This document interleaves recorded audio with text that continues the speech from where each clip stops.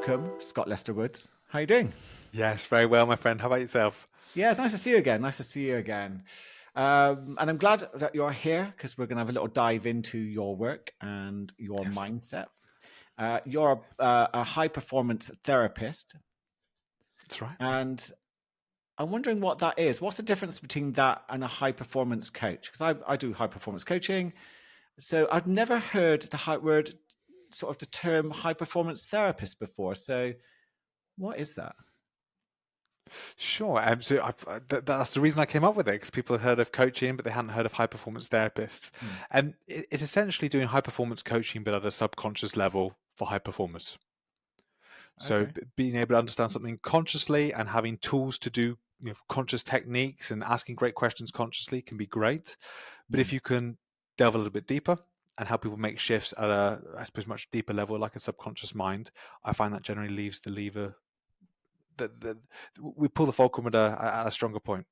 Okay. And how do you get, I know that you do hypnotherapy, but what else do you do to help someone get down to their subconscious blocks and work out what's going on with them, on a deeper level? Oh, okay. So that's a big question. So at this point, I actually hate the answer I'm going to give you, Yeah. because I don't like the word intuition very much. Right. At this point, I generally just have a great sense of where to go with people.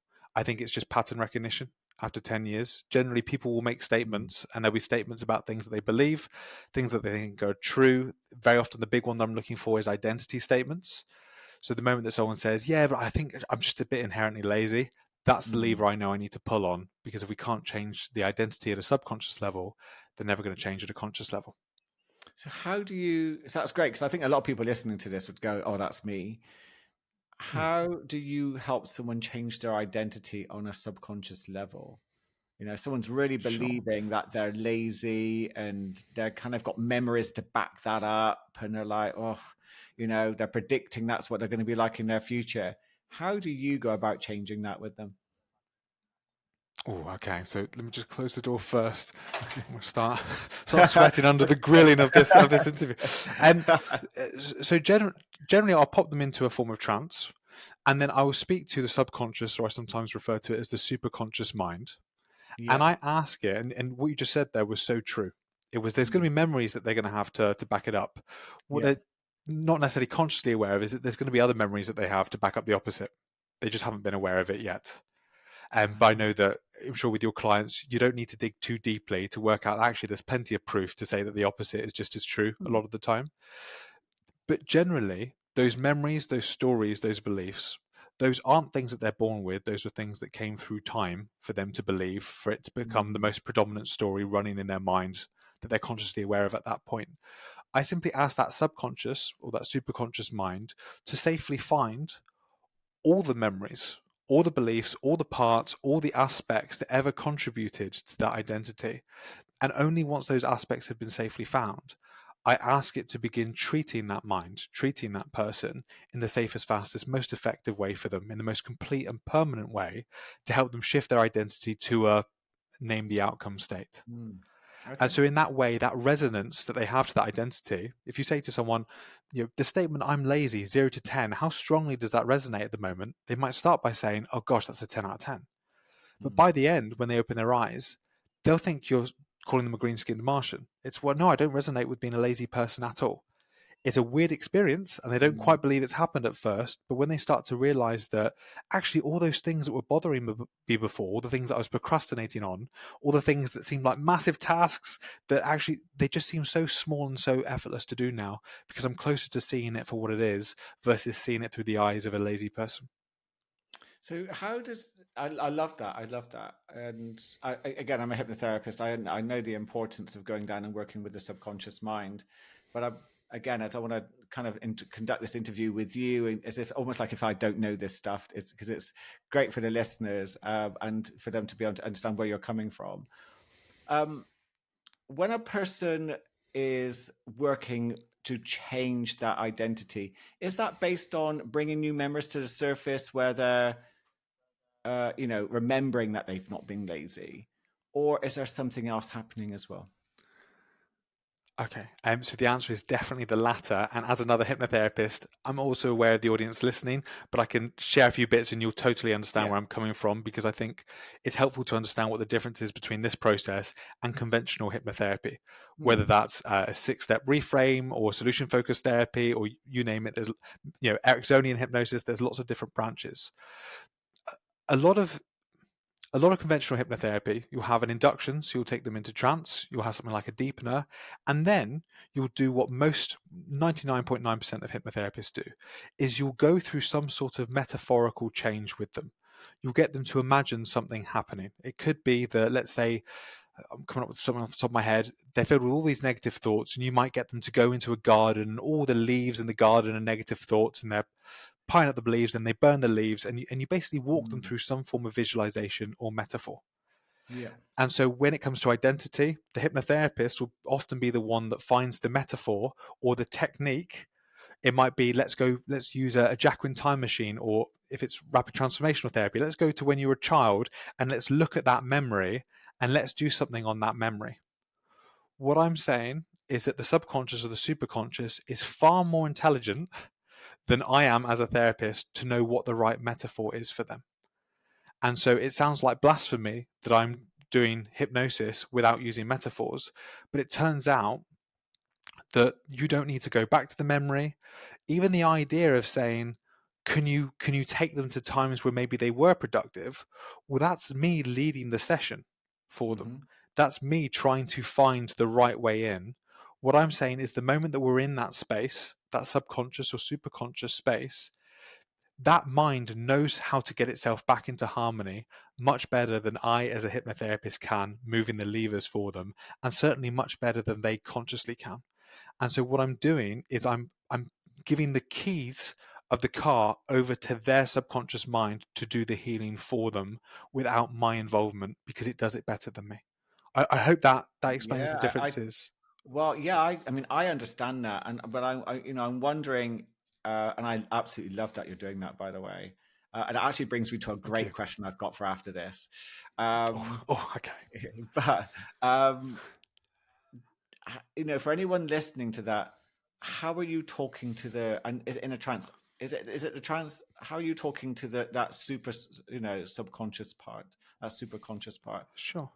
How do you Okay. know that it's going to make that change as well? Okay, so I'll set up something that you'll know as a hypnotherapist called an idiomotor signal. So generally, Mm, they'll be that their hand will be resting somewhere on their lap, and when I ask that superconscious to respond, when it's safely found all the aspects that need to be found, when it's safely found every memory, etc., I'll ask them to just indicate that by gently moving any finger on their hand. And so what will mm, happen? It'll be an involuntary movement. They'll feel their finger twitching. Sometimes it'll be a whole arm that starts to twitch. Sometimes all of their fingers will start to move at the same time. But that allows me to know, okay, I've got a connection with that subconscious, that superconscious mind right now. So now that it's been established, it can let me know. Very similar to what's known as a 6-step reframe. Very similar, being able to say, mm. "Have you found all the parts?" So I can ask it, "Hey, have you found all the aspects that need to be found?" And it'll go, "Yes." "Is there any resistance?" "Yes." "Okay." And that's how the communication is set up, just through those involuntary signals, which can obviously be a very interesting and peculiar sensation for the client who's in that trance, because they'll say, "Hey, that wasn't me moving my fingers. That felt like it was Yeah, happening outside of my control." yeah, I love that. I love that. And what's the sort of most common blocks? Because you work with entrepreneurs, don't you? And you Yeah. help people, become, elevate their success.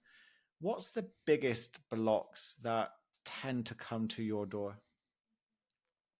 And the biggest blocks generally are always linked to the same key limiting beliefs. It's I'm not good Yeah, enough, I'm not worthy, yeah. I'm not capable, I don't belong, and I or it has to be perfect. And so generally one or all five of those will be an 8 out of 10. Those are always the big common factors. So sometimes it's just fear of the unknown, but generally if Mm. you follow the garden path to what their surface fear was, it always leads back normally to one of those five. And why do you think that's happening for that? For that person, but for people in general, why is that such a common theme?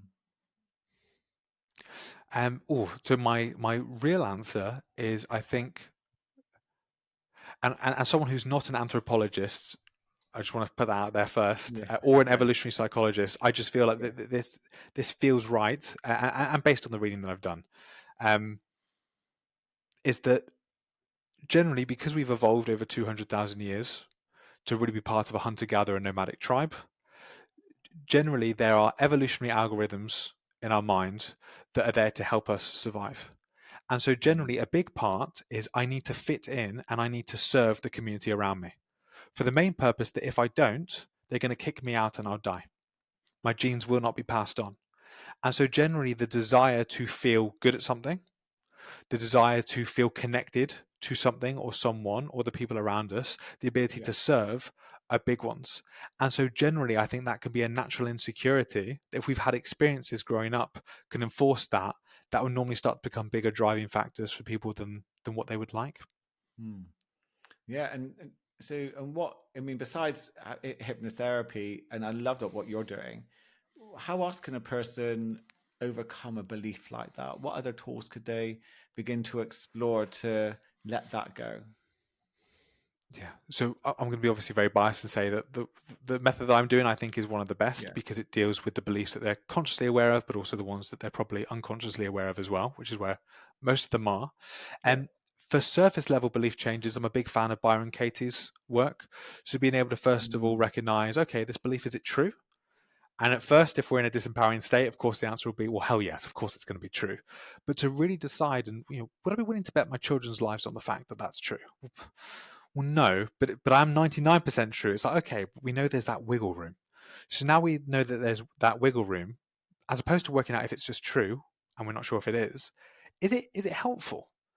And then to be able to maybe take some time, and it does take some time, to write down a list of all the reasons as to why the opposite is true, you'd be amazed that actually, if you have enough evidence to support the opposing belief, generally the table that X belief was built on, mm. generally it collapses when that happens. So Yeah, and I don't do that very often now, but I find that that's a really helpful exercise that someone listening to this could do right now. yeah, I think that's really helpful. And when you are helping people release their blocks, what tends to happen for them next? Where do they go? And so first of all, it's transformational. Second of all, it is completely underwhelming, because what I'm generally doing is I'm not changing their beliefs. I'm just allowing them to forget the story that someone else told them at an earlier birth. Mm, So very often when people no longer have that identity, or they no longer have those limiting beliefs, there seems to be a trickle down effect to their actions, but it feels effortless and a part of who they are. So and I'll give you a very surface level example. And this is the example that's most commonly used, I think, with belief and identity differences. Um, if someone wants to stop smoking, and they say, right, that's it, I'm stopping smoking, I'm done, and they say, hey guys, I'm on day 64 of not smoking, that's someone who I'm not putting my money behind, because if they're still counting the days at 64, they're a smoker masquerading as a non-smoker. But if someone is truly a non-smoker at that point, because they don't believe that there's any truth behind the power that cigarettes had over them in the past, it's underwhelming because they don't think about it anymore. It's no longer something that I need to focus on. So in answer to your question of what happens when that change is made, mm. the answer is everything and nothing. They still feel like them. It's just the actions they were taking before, it seems maybe nonsensical to do that. In fact, it seems so inauthentic of them to do it. They're not even consciously thinking about it as something not to do anymore. Yeah, I do know that's very powerful. I think we live in a society which is obsessed with feeling positive and feeling high from celebrations and achievements and Yeah. success.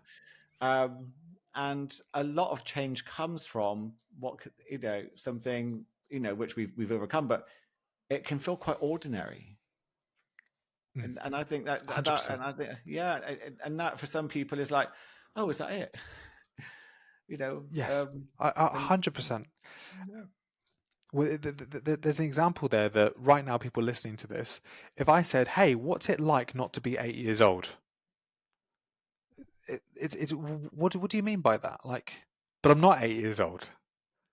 It's like, yeah, but you were once. Well, yeah, but that was, for most people listening, I imagine, that was probably quite some time ago. And yet when you were 8, the idea of being an adult that could stay up for as long as you wanted, or could drive Mm. anywhere at any time, and could tell time and read very effortlessly and read really complicated books, that seems just extraordinary. But the whole point is that no, you've changed. And so do you think that Warren Buffett wakes up every day saying, I can't believe it, I've got millions in the bank? It's like, well, no, he's a billionaire. So Yeah. it's just when that identity shift happens, it's kind of what you've just said. I just wanted to really labour the point about how underwhelming it really is when a true transformation has been made. No, I absolutely agree with you on that, and I think some people listening to this would be quite surprised Yeah, by, and actually and thinking that, disappointed. well, no, maybe I think there's also a light bulb moment that comes with that, isn't there? Of, oh yeah, they've let go of something, and now they've forgotten that they've even used to do it. Yeah. It's just moved on. It's just how we Yeah. we roll in life.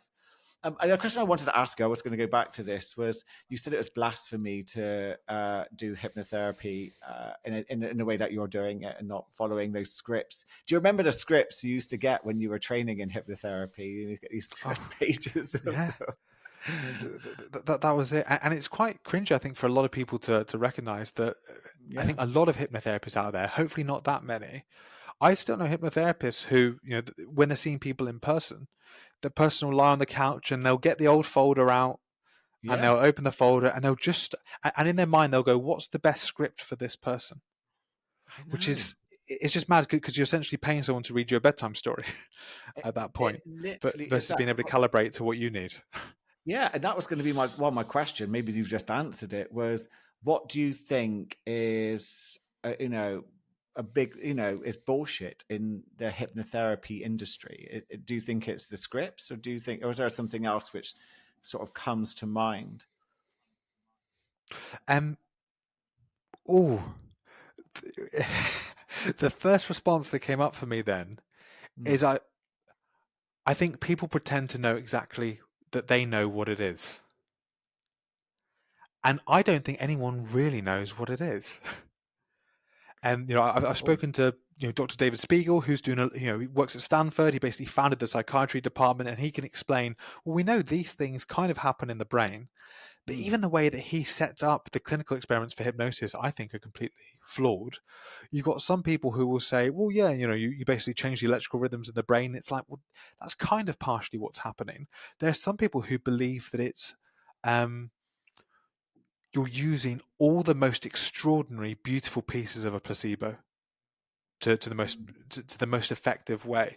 There's some people who believe that maybe you're genuinely talking to guides. Some people believe that actually nothing's happening at all.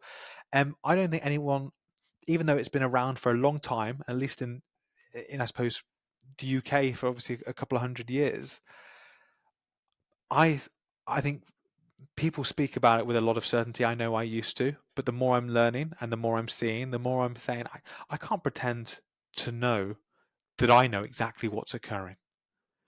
So when I think that's the biggest bullshit part of it, that people say this is hypnosis, this isn't hypnosis, this is where it starts, this is where it ends, this is what it can help with, this is what it can't help with. I think the only Mm. smart response to that is I just don't know.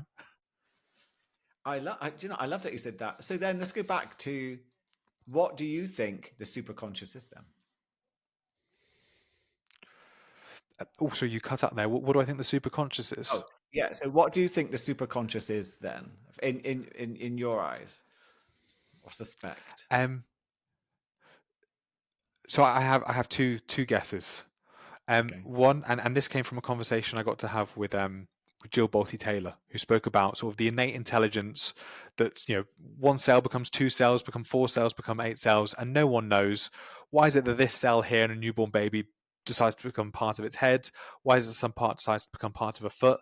Is it an innate intelligence from source outside of the cells? Is it an innate coding within it?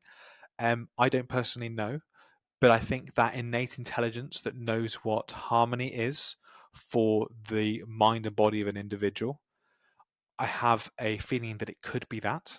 And so I'm almost speaking to that person's best friend that knows what's best for them better than they consciously do. And so it's almost like I'm able to whisper to the best friend to say, hey, you know what's holding them back. Do you fancy Mm. moving it now? Um, there's an idea that it might be that.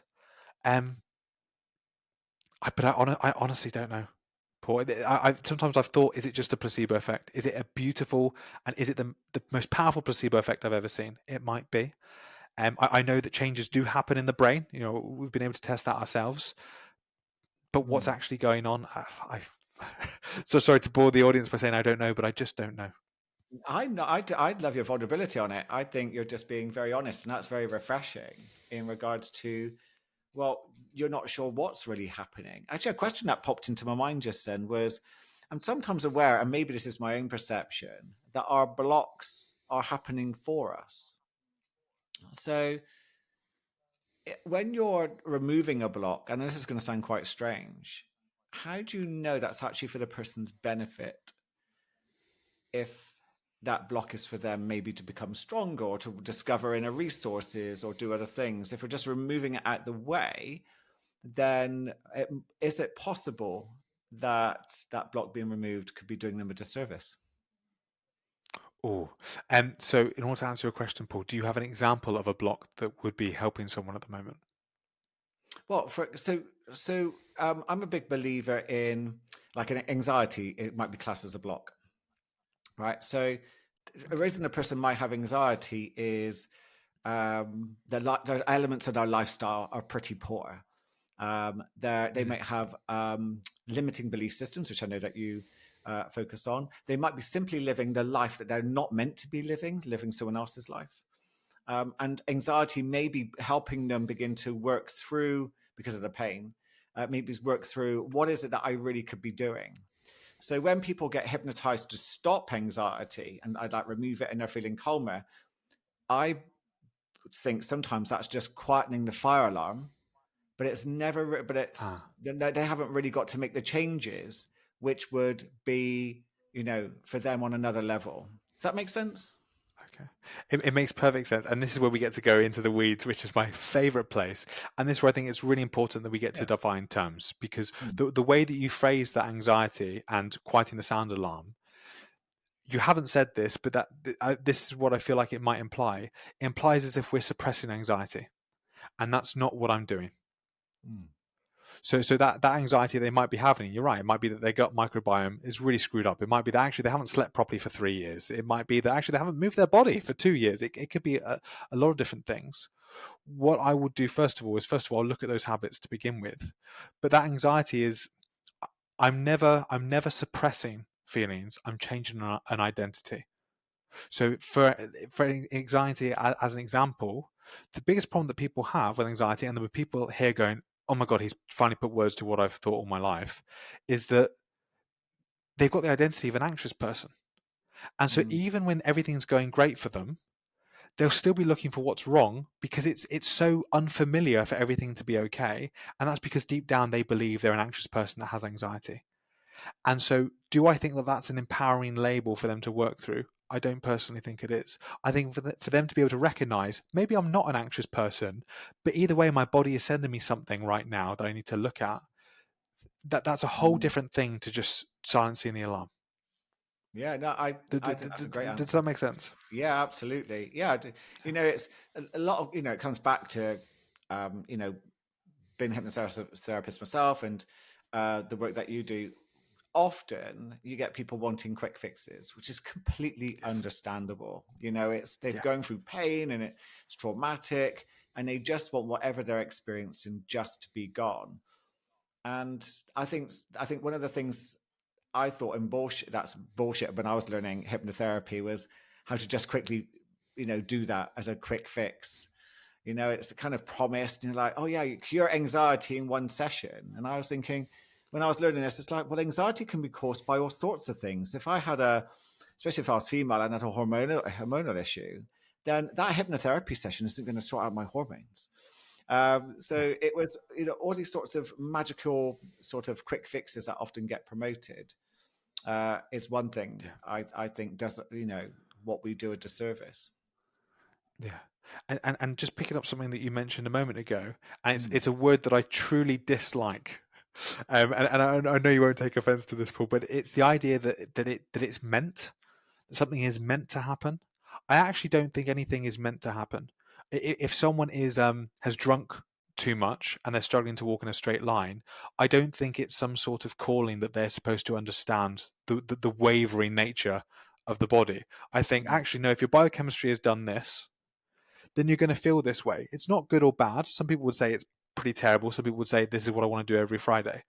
I just think it's something that's caused by something else. And so to be able to just help the brain get into a perspective where it can just see things closer to as they are, mm, it's not good or bad. It's just, is it helpful or not? I think that's the space that I want to take people to so that they can start to make those decisions. On another note, when people come to me for things like, hey, I'm stressed to the bone, I've been grinding myself down into the ground like a tent peg. Um, it's never about saying, right, you're, like you said, just silencing that aspect of going, right, you don't have any anxiety anymore. I need to work out what are all the contributing factors, or at least the mm, primary ones, and then shifting that. But naturally, that will happen the moment they get to see themselves closer for who they are, without the disempowering stories. There's generally a trickle down effect anyway for them to say, actually, of course, I need to change my sleep. Actually, who am I mm. kidding? I haven't been looking after myself. Those things naturally happen when you see things without the judgment or the meanings or the clouded stories that maybe you've been taught, like the badge of honor of having no sleep, for example. Oh, that's crazy, isn't it? That people still do this. Trump does it. They're not, well, then that's not a great example Yeah. either. But we get people really promoting this sort of, oh, I only had 4 hours sleep last night, and I'm still soldiering on today. And we push them, people in the medical field to do it. People in the army, all sorts of people disrupt their sleep patterns, and it's just making them sick. And yet, it's this weird Yes. badge of honor. Why do you think that might come from? Where do you think it's, why is it so? Well, that's also an identity, Mm, right? The amount of people who I'm sure we've both seen where they've slowly started to hold the label of yeah, but I'm the soldier that just keeps fighting. Hey, life is like marching through treacle, but I'm the one who's got the strength to be able to go through it. To the point where actually, if you pulled the treacle out that they've been trudging through, they wouldn't know what to do with themselves. And so yeah. generally, it's I think that the badge of honor, the hardened surface, the ability to be the warrior that keeps fighting, no surrender. We keep going. Yeah, my house is just a madhouse, but this is what I do. And yeah, I've lost my husband, but I keep marching on because I have to. I think that is a tool that helped them get from A to B very beautifully. Mm, It's actually being able to go inwards when your kids are screaming after your partner's passed away, and maybe that's not the time and place for it. So wearing that badge of honor of, hey, I just had to get the work done, maybe it got you from A to B, but getting from A to B is such a temporary process. It's a very different tool and a very different strategy that we need to get you from B to C, which is where both of us would come into there. It's like, okay, you're showing up to the session because you realized this got you out the really crappy childhood that you had. Great, yeah, yeah. but this isn't where we want to be anymore. So I think it comes from the fact that it was a strategy that, at least on a temporary level, worked very well for them. Yeah, I work with entrepreneurs, and it's funny that does keep Mm, popping up. And yeah, it's interesting that by the time they've got to me, there's a plateauing going on or a dip, and they're mm, worried, and negative thoughts are beginning to creep in. And it's interesting that when I ask about their sleep, it's usually quite poor, because they've got this yes. brain pattern and identity of, I've got to keep working, I've got to keep being productive, I've got to be successful, I can't fail. And that tied up in identity is huge, and status as well. Status is huge for a lot of people. The thought of losing status can feel very, very painful, as painful as rejection, but it is a form of rejection, isn't it? Yeah, And hundred yet, but percent. people, yeah, But people keep also, pushing it. Yeah. there's also it's something that I heard recently again. I just thought, oh, that's so true. That very often when entrepreneurs are working, I'm sure you found this as well, is that they'll be doing something with the idea that eventually, at some point, they'll be able to do something else. Mm, As in, they'll be able to finally have the time to be able to do X, Y, Z, or they'll yeah. finally have the space to go on holiday and the ability to shut off. But what ends up happening is that they haven't made space for the leisure, for the ability to shut off, to fill that void. And so the void always ends up being filled with more work. And so I think it's also it's a practice thing. It's, have you ever practiced taking that time out? And because actually, if you haven't practiced that side of things, then you're never going to be able to do the work and then shut off, because eventually that shutting off period will naturally find itself being filled with more work. Mm. So it's also another muscle that has to be trained throughout that process of how can you learn to take breaks now, because you're never going to take a break and not fill it up with work at some point in the future. Yeah, it's funny, isn't it? When you are, going through with a client, what is it that they truly want? Where do they really want to go to? The end goal always comes to peace, freedom. They want to feel happy, and yet they're very capable of experiencing more of that right now. But they've got caught up in Yeah. this mind trap, the capitalist sort of productivity is, I'll be happier if I get to this Yes. this experience, if I live in this country. And it just goes on and it never ends. And it is a vicious trap to get caught up in. Yeah. But and inviting them to rest, you can see the panic in their eyes. Oh, It's, yeah, 100%. because it's, Yeah. yeah, rest and have a bit of peace. And they're like, they look at you quite bewildered as to say, I can't have a bit of that. I've got too much to do. Yes. Yeah, 100%. It's almost like the old meme of the person who's I think they're cycling on square wheels, and they're like, "God, I'm really going for it." And it's just like, just take a moment, change the wheels. You'll see what you Yeah. can really do. And the way that I phrase it that sometimes helps with people is I say, if I could make you 20% faster and 14% more accurate in everything you do, would you be interested? And they say, "Oh gosh, yeah." So yeah, imagine working Monday to Friday and you get Saturday for free. So yeah, go to sleep. Yeah. That's that's what it does for you. That's literally what it does. Go do that. Yeah. Yeah. But people don't value it. I think people don't value their free time. They don't value having given their brain space. They don't value sleep. And Yeah, again, I think a lot of people are paying the price of that. yeah, 100%. What has been your biggest challenge for you to get to where you are today? For those of you who don't know the background, Paul and I got to have a conversation. We just randomly jumped on a call maybe about a month ago, and it was just one of the best conversations I've had in a while. I really, really enjoyed Oh, it, and it was oh, probably brilliant. similar to what it's part of the biggest thing I've been wrestling with. It's trying to understand what are the fundamental principles that are true, that are inarguable, that allow me to reliably take action on. So I think I said to you before, a month ago when we first spoke, I've been jumping for probably just over 10 years, maybe a little bit longer, in being super uber spiritual, living in a Buddhist temple, taking ayahuasca, thinking everything had a meaning, everything had a purpose, and then all the way over to there is no God, there is no meaning. We're all just apes spinning on a planet, and I find myself jumping between the two Yeah. consistently, Yeah. all trying to work out what's true. And one of the things, just to give you an example of this, someone that really shone a light on this for me, probably in the last year or 18 months, that really helped me overcome that challenge of trying to work out what the hell am I doing? Like, what do I do to get from to X, Y, Z? Because I would have like a 2-hour morning routine where I'd get Mm, up and I'd go for a cold sea swim, then I'd go to the gym, and then I'd make sure I get my meditation in the mornings. And I remember a guy, his name was Alex Hormozy.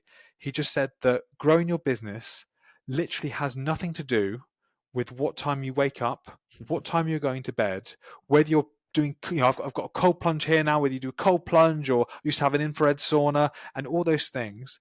All it mm, has to do with is understanding the fundamental principles and are you doing these things?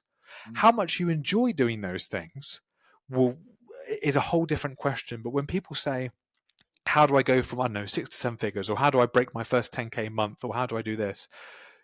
The amount of answers that I heard that sounded really smart and beautiful on paper that actually just never translated, and trying to understand what's actually true for me to break the 10K barrier. Is it that I'm not summoning enough abundance in my life?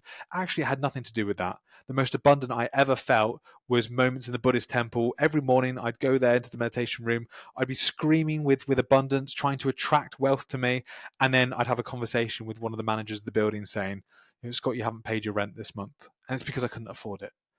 And it was mm. £400 at the time, so around just under $500. This was a couple of years ago. And I thought, well, but I'm bringing in all this abundance, and I feel abundant. I had tears of joy and gratitude coming down my face Mm. every single morning. Opening up my heart center, I felt extraordinary. And it turns out that had zero to do with scaling my business. I just had to get my stuff in front of more people, know who I was working with, and and actually have a skill or a service that really made a difference for them. It had nothing to do with how I was feeling at the time. There's times where I've had lots of abundance and made really good money in a month, and there's times where I felt really, really crappy because I've been jet lagged and I've still made great money that Yeah. month.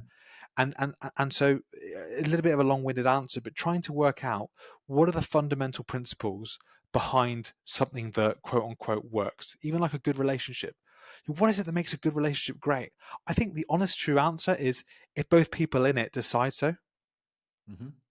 Where we know you need to be sexually active, you need to go for a date night, and you need to do. Actually, if both people are happy with what they've got in the relationship, I think it'll probably work. I can't think of anything else out there that is a fundamental principle other than that. And so the biggest challenge, going back to the first question that you answered, Yeah. was just trying to work out what actually needs to happen for me to get here, because otherwise there's enough people wanting my attention out in the world where I'm going to go off on a circle, and maybe I'm supposed to go back to the word meant. Yeah. Maybe I'm meant to struggle to find my way. I don't think that was true at all. I think if I just went back and did exactly what I'm doing now, I would have made money in the Buddhist temple, and it had nothing to do with how I was feeling. Yeah, I think the word meant And implies yeah, it implies destiny, doesn't it? And yes, I'm not a fan of that at all. But I think that the struggle is something for you to go through, for you to come out of something. However you do yeah, that, is again, there's always going to be opportunities with that. Not everyone will come out of that struggle. Some people really do get sunk by it. But it's almost like I see it as we're all those sort of, we have this intuition to try to get to the truth. We all, mm, how many people get drawn into conspiracy theories and wanting to know what God really is. And I've done the same. I was laughing because when you said earlier, I was deeply spiritual, I was religious, spiritual, then became atheist, and I've been drawn back into spirituality again in a very different way. But it's the desire for the truth is us swimming upstream, and I think mm, it's looking for the ultimate truth. But we get distracted by people, doing, with sort of big banners and glowing lights saying this is the truth. This yes, would this be the truth for you. And I think one of the biggest things we have to discover about the truth is there is no truth. But that doesn't mm. sit well with people. It really, people Oh no, want it's terrifying. answers. Yeah, the ego says no. I need a construct. I need a construct. So I know there's no truth, but what we'll do is we'll add a little bit of truth to that, which I think is the truth, and then it becomes something else. So no, Yes, I think it's fascinating what you have been going through, and I think it's so nuanced as well in regards yeah, to what works for us all. Doing a cold plunge for some people really sets them up for their day. Some people are just going to yeah. hate it. It just feels like a form of torture. So um, those morning routines, I did laugh at. I did see that post by Alex Hormozy, and I was thinking that is a really good post. Some people do set their day up in a really lovely way for them to work well throughout the day. Yes, And others, if they do all those morning routines, they're never going to earn money because they're just going to be too busy meditating, journaling, yeah. doing cold plunges, and then they've got to go and do the sea. Then they've got to make their 16 ingredient smoothie.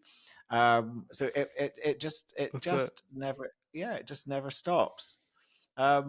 So That's it. how do you think you've reconciled your truth? Do you think you've reconciled it for you then, where you are? Um, I think I'm not there yet, but I'm better at being able to let go of constructs a bit more. At being able to say, or maybe identifying and allowing my ego to sit in something that's maybe a Mm, bit more empowering, which is I'm the guy that's willing to go with whatever works, and recognizing that that might not be what's conventionally told to me. yeah. And so maybe tying an ego in with something like that again. Like I said, I'm not there yet, but I'm definitely better than I was. And so being able to recognize and actually one book that really helped me with this that I highly recommend anyone read. It's called How to Live by someone called I think it's Derek Sivers, and it's really It's a clever great book. because he took an idea from I'm glad you've heard of it because it's Yeah, yeah, wonderful, it's right? great. Where he was inspired by this neuroscientist called David Eagleman, Yeah, who wrote these different stories based on death. And so what he did is he said, "I want to write a book called How to Live," and every chapter yeah, you end up listening to it thinking, yeah, he's nailed it. This is the way to live. And yeah, everything he yeah. says, it kind of resonates in a particular way. And then the next chapter, he's literally telling you to do the opposite of what the previous chapter did, but in a way that allows you to also go, yeah, he's right. And what I realized is that, I don't think I've ever heard him say this, but I feel like he would have known that this is also what he's done, is all the influencers who generally rise to the top in social media, they have to be extreme in a particular way. And so I think the subtitle of that book, How to Live, is 27 conflicting ideas of how to make a good life, or something like that, and one confusing summary. I think that's Yeah, the yeah. subtitle, so something along those lines. And I realized that every influencer is basically like one of those chapters, because people will see an influencer and they'll go, God, everything they're saying is right. Yeah, I do need to grind myself to the ground. It is about the hustle. Yeah, I do need to work hard. Actually, screw sleep every now and again. I just need to get the work done. And there's other people that say, no, you don't understand. You need to live with inner peace. And you need to be able to let go of those things because they don't mean anything. And actually, I think the truth is, well, they're both true. But just trying to do one of them, you end up being the giant with one big leg. And what you see is a lot of influencers are giants with one big leg. Yeah, yeah, yeah. Michael Jordan, extraordinary basketball player, is basically a superhero on the court. But that, when you watch a documentary like Save the Last Dance, that is not a peaceful man. um, he ended up being able to really hone a particular skill, and to get that good, it cost him other things, including potentially aspects of inner work or stability in relationships and friendships.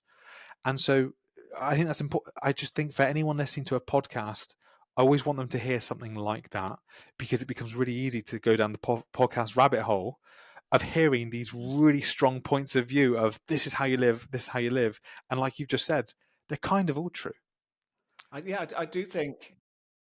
Yeah, I think you have to. I think with, like for example, I'm a big fan of, if you calm yourself inside yourself, then we tend to see a more peaceful world around us. But it doesn't mean to say that suddenly you're just going to see nothing but peace. You're still going to face challenges, but the inner work changes how we experience the outer work. And I think sometimes there's these either or messages which come out, which is it's some people stick to one and then get struggle and conflicted because there's going to be nuances with that. It becomes Yes. it becomes hard. You talk about Derek Sivers. When I was laughing was because on my desk is have you read this, bud? It's Yeah. not the same book, but It- that's a brilliant book no, for it's entrepreneurs. downloaded on my. Yeah. Yes, it's downloaded on my Spotify, ready to listen to. Yeah. Yeah, it's called Anything You Want, 40 Lessons for a New Kind of Entrepreneur. It's a brilliant book, absolutely brilliant. So if anyone's listening, go grab How to Live as well by Derek Sivers. It's such an easy read. It's what I like about this stuff. Yes. I love Yeah. your stuff. We had such a great conversation. Thank you so much for. I had loads of questions I still didn't get round to, but I'm going to ask you one more before you go.